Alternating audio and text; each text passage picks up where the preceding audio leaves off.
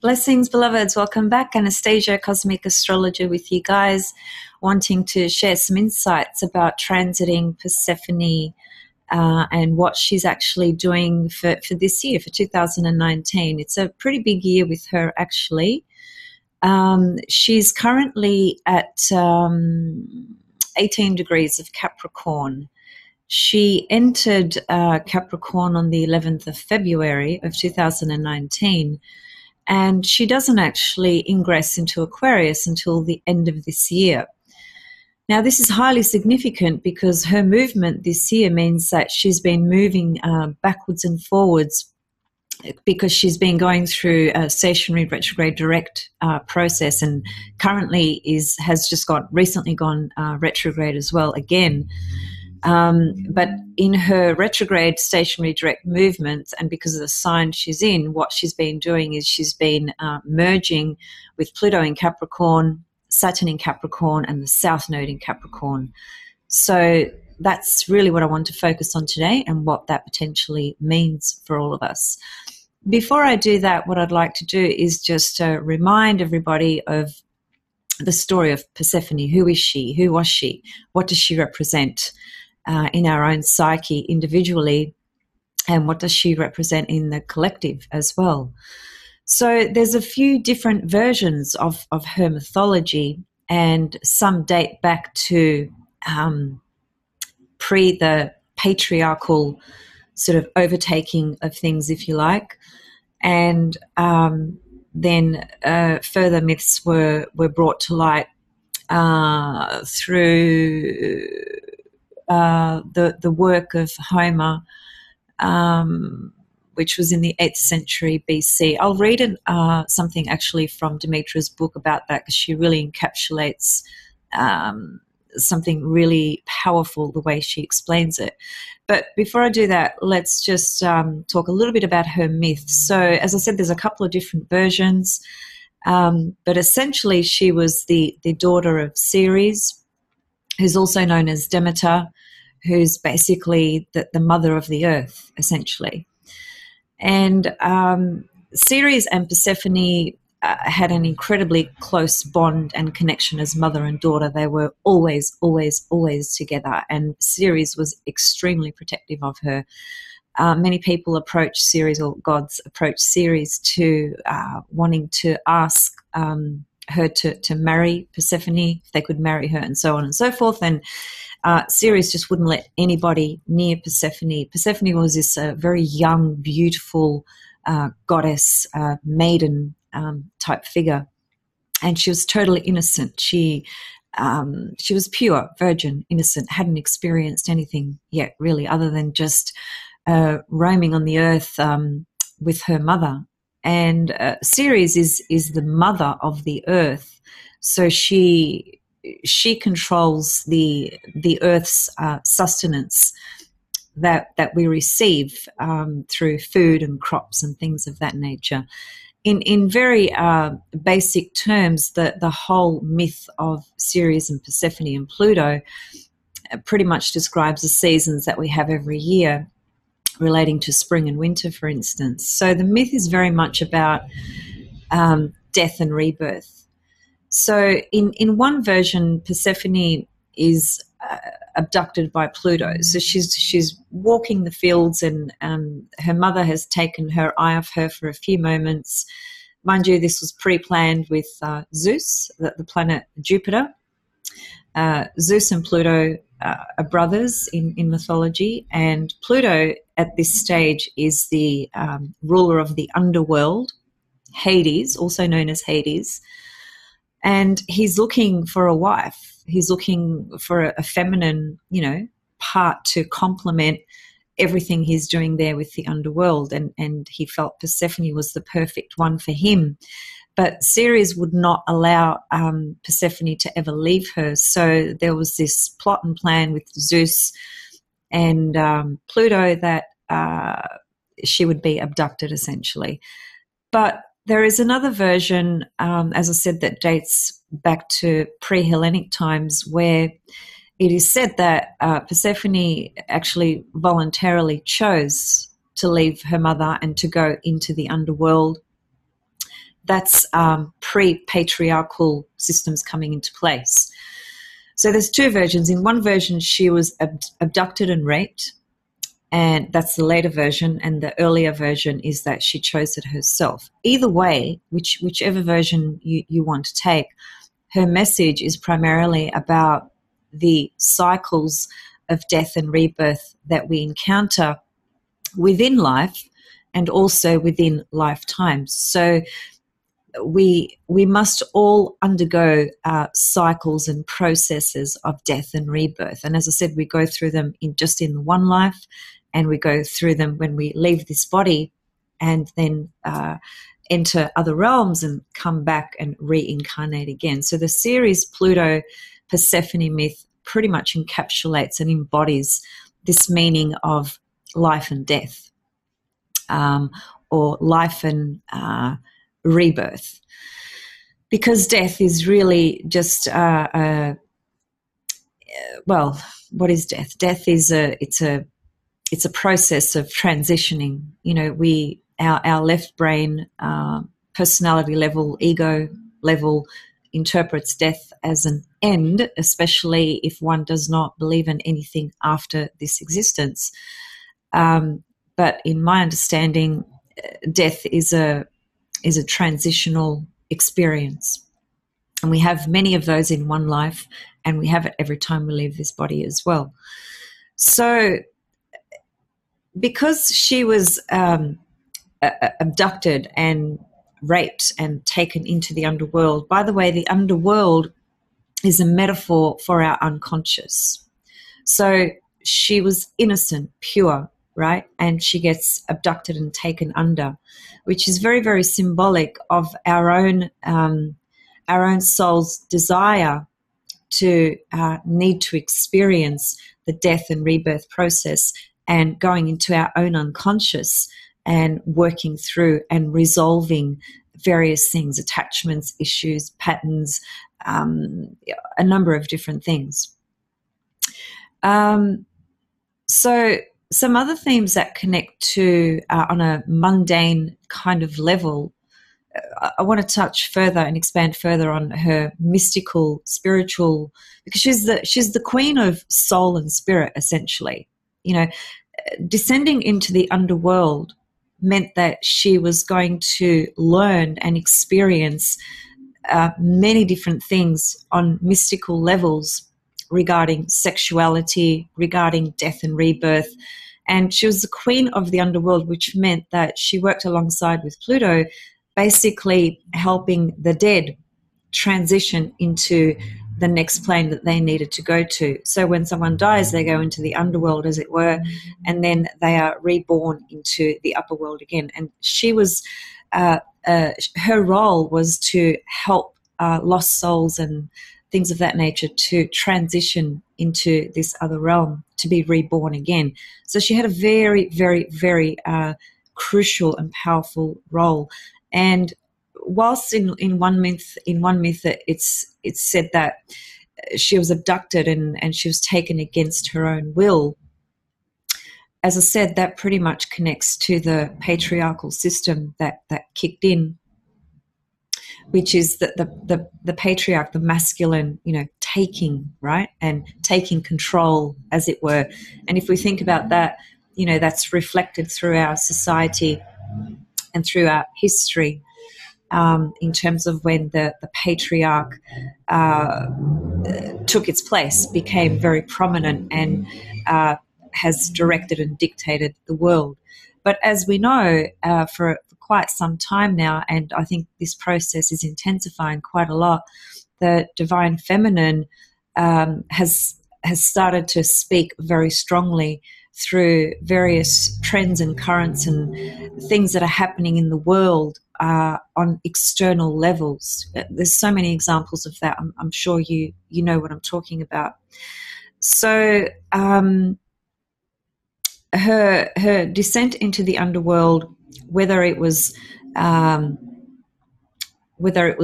against her own will or through her own will, is just simply a metaphor for our own need to descend into our own unconscious.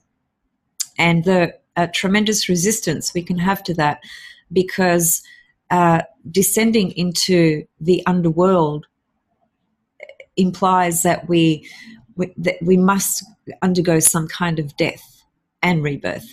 But to go through that process, we have to confront certain things about ourselves, about our deepest part of ourselves.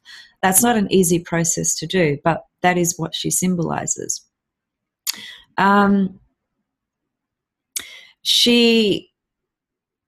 she descended into the underworld, it is said that she didn't eat, so she was trying to sort of starve herself, which is what her mother Ceres did in the upper world on the earth.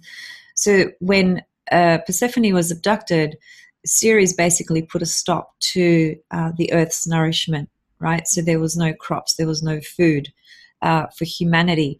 And the gods became aware of this, Zeus and so forth, and Pluto, and they needed to negotiate some kind of process with Ceres in that so that the earth can be nourished again, so that humans could continue living.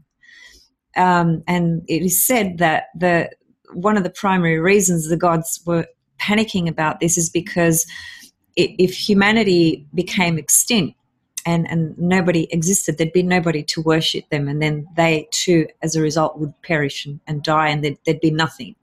So there's very interesting layers and levels to this myth.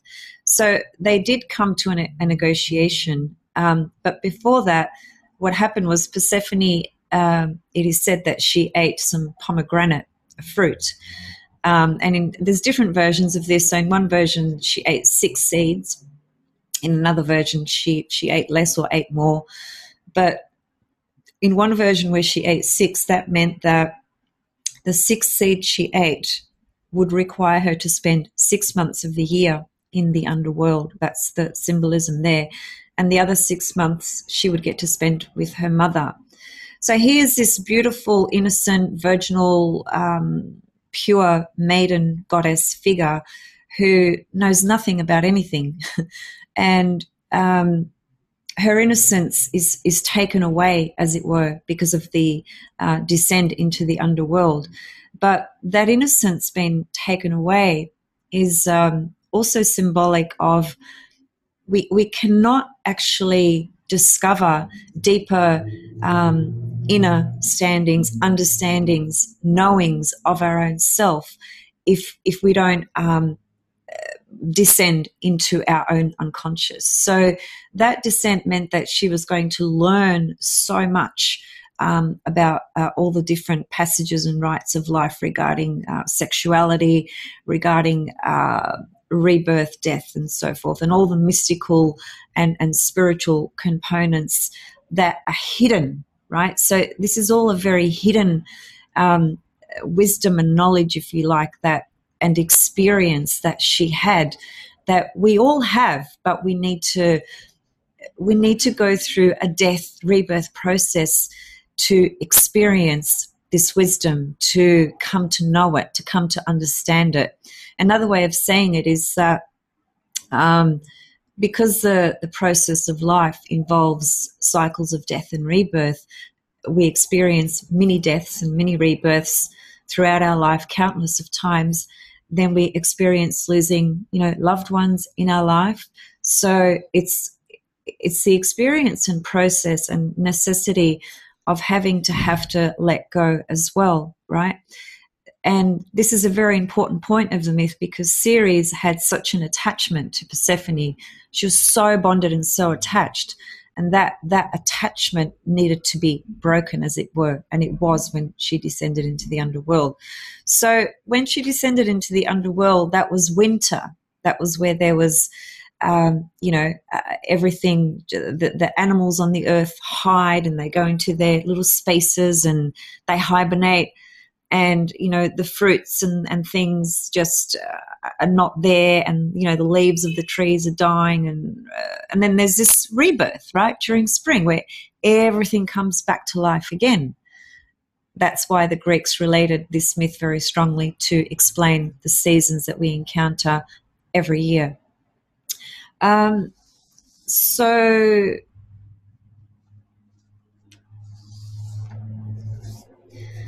The myth Inanna, the myth of Inanna, the goddess Inanna, Sumerian myth. That's also a version of the.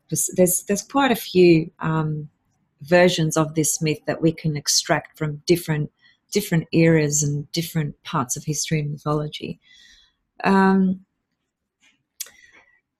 So I've just made a note here. I just want to read this. The separation integration process, because there was a separation, right, when she was abducted or willingly went into the underworld. And then ultimately there was an integration, that because there was a compromise and agreement that she would spend half the time with Pluto in the underworld as the queen of the underworld, helping people transition from death to rebirth. And then the other half of the time she would spend with her mother in the upper world. So that separation integration process is very symbolic of our ego personality as well, in the sense where when we are born and we take on this personality and ego identity, and the soul projects through that ego, which is connected to the nodes and the moon and the sun as well. We kind of have this spiritual amnesia. We forget where we've come from. We forget that we are one with the divine, as it were, because of the personality and the ego. But that's not a wrong thing. That's a necessary process for the soul's evolution, right? Because each ego and identity, personality and life we take on has very specific intentions and purposes behind it that all connect to our evolution. So the experiences that your soul has chosen to undergo this lifetime through the personality is the soul's intention behind it, driving it all. But as I said, there's this spiritual kind of amnesia, if you like, that makes us forget who we are, or makes us feel separate, because the ego is what actually enables you to think your name is Joe, or your name is Susie, whatever, right? And that personality, that identity, the fact that you are separate from me or separate from the person sitting next to you, purely comes from the ego function. If we had no ego here on this earth plane, we wouldn't be able to distinguish ourselves from any other person. We'd all have this, because there's this underlying oneness that is there all the time, but the ego creates this sense of separation. So the separation integration, as you can see, is very much connected to the spiritual, deeper dimension of who we are, and the ego personality of who we are as well. So some other mundane kind of themes that I want to point to, because this might connect to you in some kind of way. You might be going through this right now. So Ceres, Pluto and Persephone, when you see those three highly sort of prominent in a chart, it is not uncommon, and I've seen this many times, and even in personal people in my life as well. There's usually separation is a very strong theme in a person's life. So that could be the parents separating when you were very young. Custodial battles and fights and things like that are very typical with Ceres, Pluto, Persephone myth.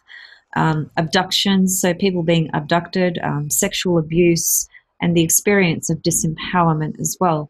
Because on another level, Persephone also points to where we can feel completely disempowered, where we can feel that we have been taken captive, as it were, or we feel imprisoned or captivated in some area of our life in some kind of way. So that obviously will be seen through where Persephone's location is in your birth chart. So those are some of the themes that can rise very strongly when we are looking at Pluto. At the moment, Persephone transiting Pluto and Saturn, the South Node. I want to talk about that more in a moment. Okay, so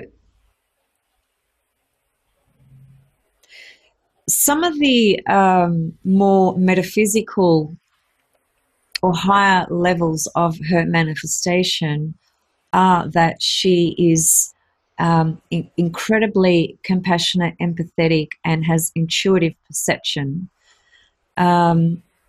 She's a medicine woman. She's a seer.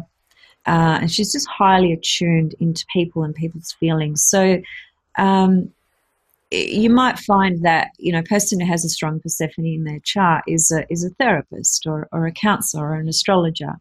That would not be uncommon, but somebody who has incredible abilities into tuning into other people. Because remember, she was the queen of soul and spirit of the underworld. So she has these incredible talents and abilities to tap into what people are thinking and what people are feeling, and incredible empathy, in other words. And she's so intuitive that she operates more from the intuitive sphere, and it can be very difficult for a person who has a strong Persephone in their makeup, in their chart. It might be very challenging for them to bring that information down into the left brain, as it were, and to articulate it and express it, because it's not about framing it into words. It's just an inner knowing, an inner sense about things and about people. So she's very, very prominent in those fields. I just want to read what Demetra says, which I think is great. She says, in the archaic form of Demeter as a triple goddess, her full moon mother aspect was known by the name of Plutos. Now, this is very interesting because if you go way back, Pluto was originally feminine as opposed to masculine energy. In the pre-Hellenic version of her myth, Persephone voluntarily went into the underworld, which is what I was saying earlier, to tend to the dead. The story of her rape and abduction was a later adjunct to the myth first recorded by Homer in the 8th century BC, which spoke to the patriarchal takeover by the god Pluto and the Great Mother's rulership over death and rebirth. In the birth chart, Persephone, as a daughter of the patriarchy, symbolizes the process of a child's separation from its mother. So, Ceres, Pluto, Persephone signatures in a chart, it is very common that the child has been separated by both parents or one of their parents. And it's usually quite a brutal experience. It's not easy, it's not pleasant, and it's quite terrifying and quite traumatic for the young person that goes through that as well. Persephone can indicate how and where, either physically or psychologically, we may be abducted and plunged into an underworld experience, sometimes at an early age, where we encounter terror, loss, confusion, and feelings of abandonment. This descent can enable us to develop a relationship with the hidden forces of the unconscious, activate our psychic abilities, release the past, discover a new sense of our adult self and strengths, and emerge transformed and renewed. So when you're looking at a Persephone transit, especially with Pluto and Saturn South Node, which I'll go into in a minute, there's incredible things that can take place in a person's life. You see, the Saturn component adds a few things, but I'll go into that. I just want to finish this paragraph. The descent can enable us to, yes, I read that. Some individuals who experience Persephone as a tragedy from which they have never recovered may react by developing patterns of distrust, withdrawal, fear of sexuality and intimacy, fantasy-like depression, chemical addictions, separation anxieties, victimization, passivity, and powerlessness, and being acted upon by the strong will of others. So these are the themes that can come up with her transiting Pluto, Saturn, South Node at the moment. So I just want to sort of unpack one at a time. So the Saturn component to me at the moment, while she's conjunct Saturn, has been earlier in the year and now is going retrograde, moving away from the South Node. But she'll actually, I don't think she gets back to the South Node again, because the South Node continues to go retrograde, and she ends up flying past that. But she's been around the South Node, so we've had this experience in the last couple of months. So the South Node, being in Capricorn, really brings up the issues of Capricorn structures pertaining to our ego structure, soul structure from the past, right? And Capricorn and Cancer, that polarity is very much the polarity or axis of the parents. It's the parental axis. And the Capricorn component is the patriarchal energy, right? So the Persephone conjunct the South Node is bringing up some past residue in our own egocentric structures, connecting to the past as in past lives, without a doubt, and also perhaps in our current life as well, trying to address perhaps and break through some of those patriarchal barriers that can still keep us very restricted in being able to experience ourselves freely and self-empowered, because the Capricorn energy can be, at worst, can be incredibly stifling, restricting, can bring about separation, depression, a number of different things. And the Saturn component speaks to karma, for one thing. It also speaks to deep resistances we have. And I want to bring in the Pluto, because it's very important to look at these three together, South Node, Pluto, and Saturn, and then Persephone around all of that. Well, Pluto is her husband in the underworld. He's the one that abducted her. So here she comes transiting up to Saturn, Pluto, South Node, Capricorn energy. So to me, this speaks to the components within us that we need to face at the most deepest of deepest levels. We must go so deep within our own self to actually release and break free from strong paternal structures, essentially. I mean, Pluto is the energy of ultimate transformation, but Saturn and Pluto together is the ultimate resistance. So Pluto is going to be the one that will eventually be victorious, if you like, but it's not an easy process, is what I'm trying to get at, because the Saturn-Pluto energy takes a long time to smash through. It's a very, very intense energy. I'm going to do a separate video just on Saturn-Pluto. But Persephone here with the Saturn-Pluto, she's individually, she's working within us, helping us to descend into those incredibly deep sexual, psychological, emotional, spiritual resistances or fears or blockages that we have that can come from experiences of the current life and, of course, previous lifetimes. Also, it can bring about in people's lives because, as I said, it connects to parental, custodial, separation, grief and loss. Grief and loss is the sort of key word for Ceres. Now, we can't separate Persephone and Ceres because it is said that goddess figures like that were pairs, essentially, such as a mother and a daughter, in truth are actually one figure, but they're just represented and expressed in different ways. So Ceres and Persephone are part and parcel of the same energy, if you like, the same goddess, but she's splintered off to be able to experience, right? Going into the underworld meant that she was going to learn, grow, evolve, experience what life is really about, what death is really about, what sexual energy is really about,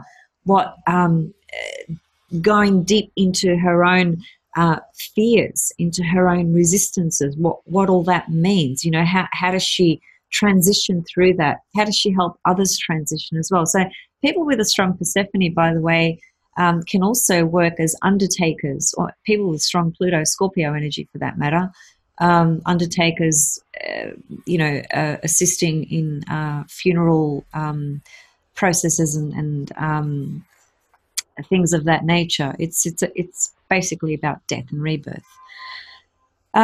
So I think it's fair to say that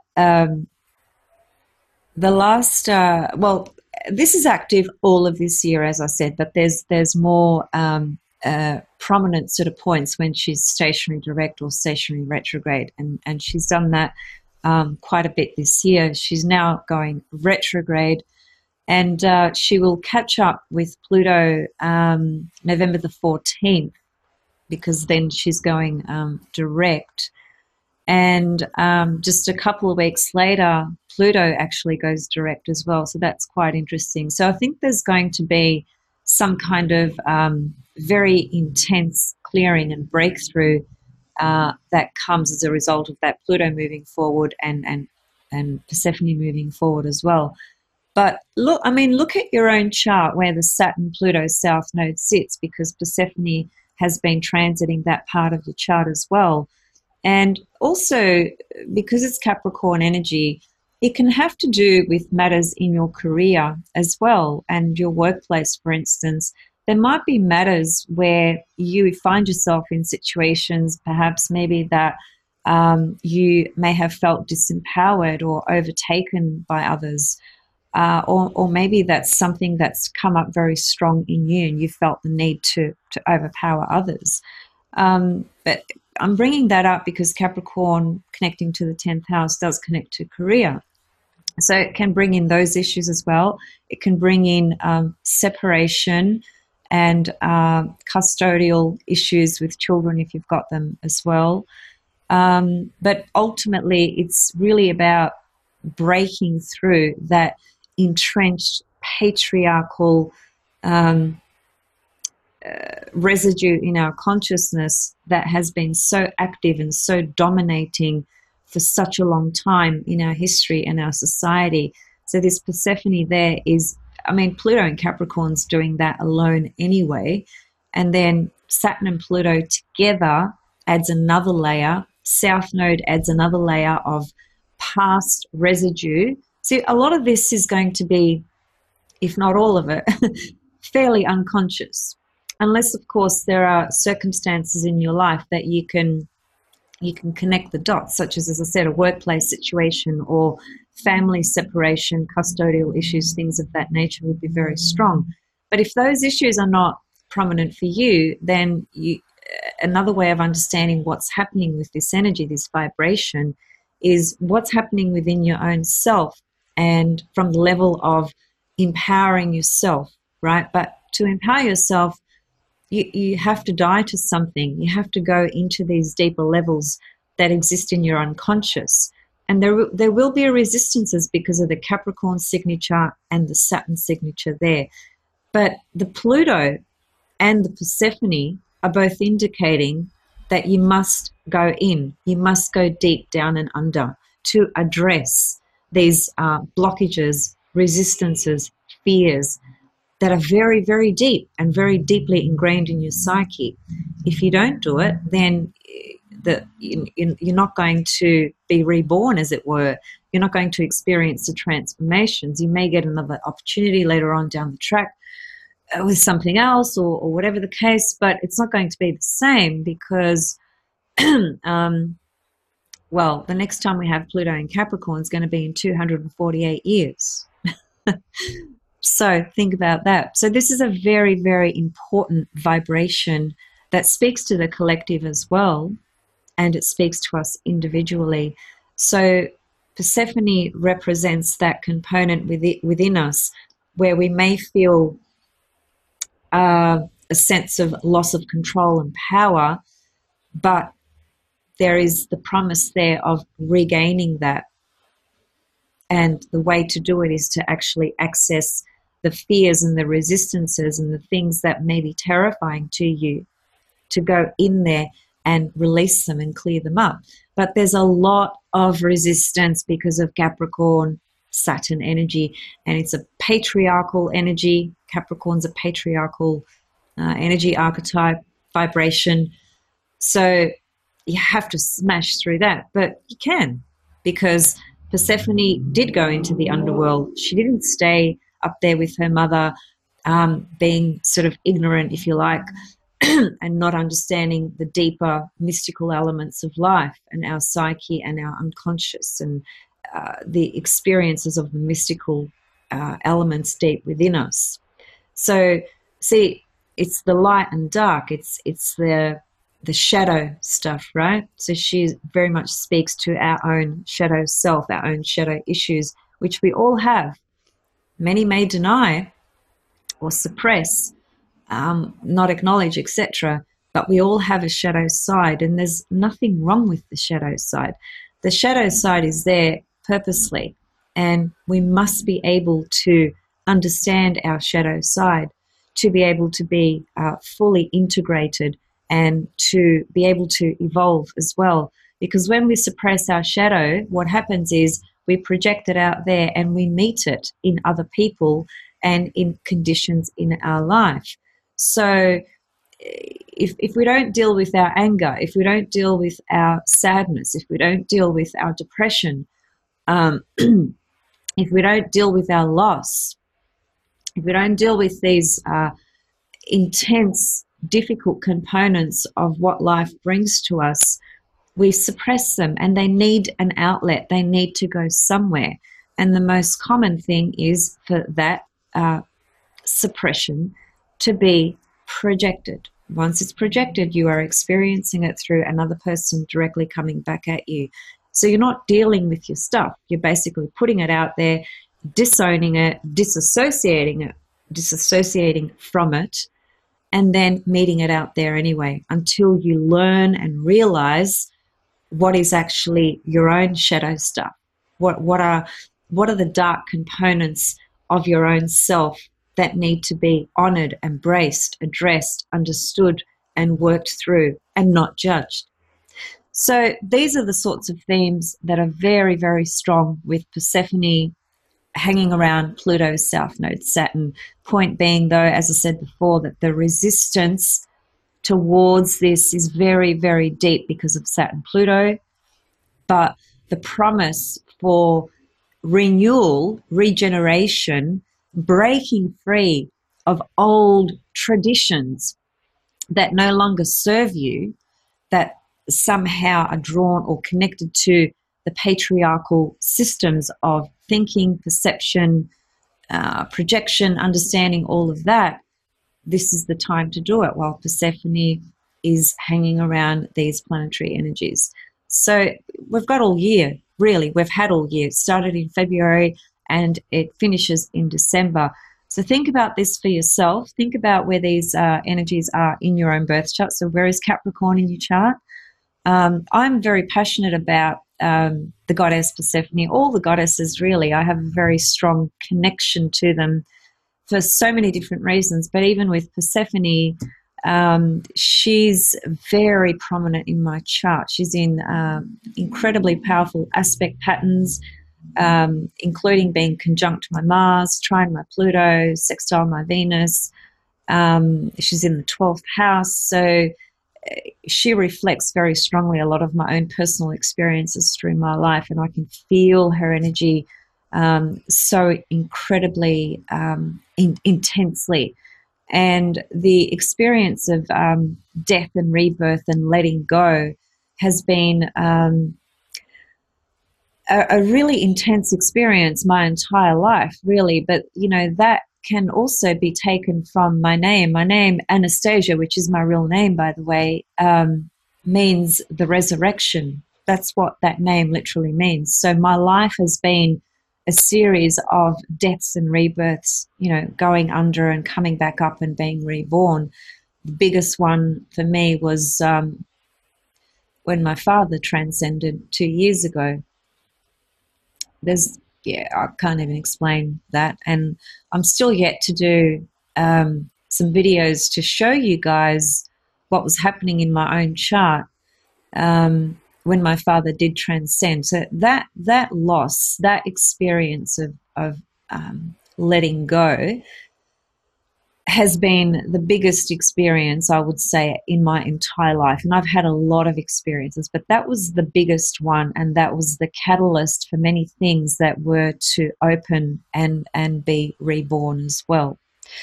So there you have it. That's my take and insight on what Persephone is doing this year with her transiting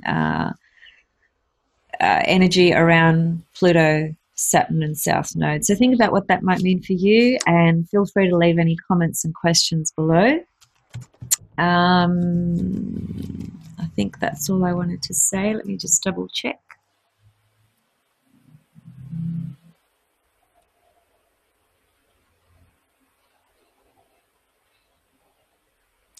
Just one final thing that I think is very, very important, because there are a couple of versions to her myth, as I've explained in very briefly.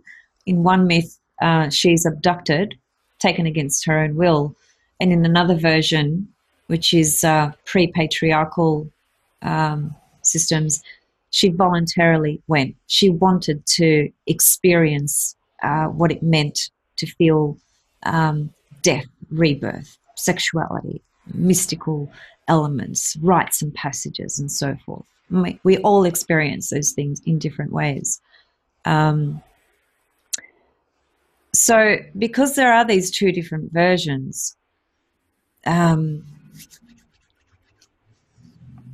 version where she is taken against her own will speaks to an area of our life at the moment, perhaps, where Capricorn energy is in your chart, where you are giving away your power too much, or you feel like your power is being taken away from you.